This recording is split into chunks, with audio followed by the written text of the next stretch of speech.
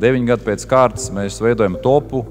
Esam izanalizējuši šajā laikā vairāk kā 4000 gadu pārskatu.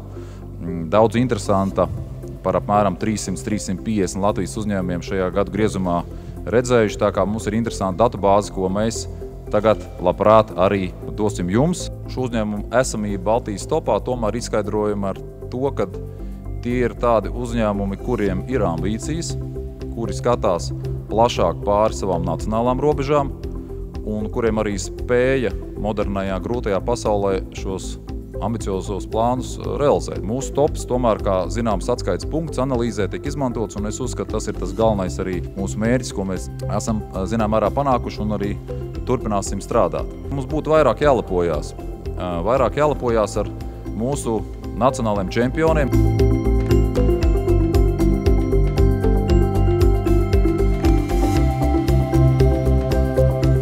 Ar dalību Latvijas vērtīgāko top 101 uzņēmumu veidošanā gan birža, gan tās partneris Prudentī mēs vēlamies akcentēt uzņēmumu vērtības jautājumiem.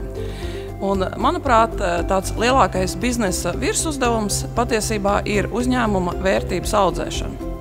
Jo pieaugot uzņēmumu vērtībai, aug ne tikai uzņēmuma akcionāru un darbinieku labklājība, tas nozīmē arī valsts ekonomisko izaugsmi. Šāda vērtēšana ir ļoti nozīmīga.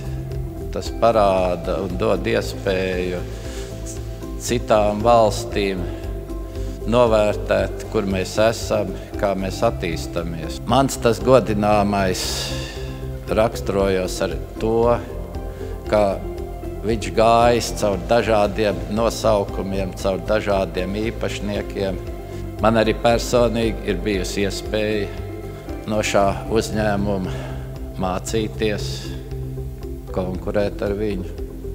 Tāpēc man ir tas gods pasludināt šo te Baltijas vērtīgāko uzņēmumu. Tā ir Svetbanka, Māra Mačinska personā šeit, Latvijā. Apsveicu!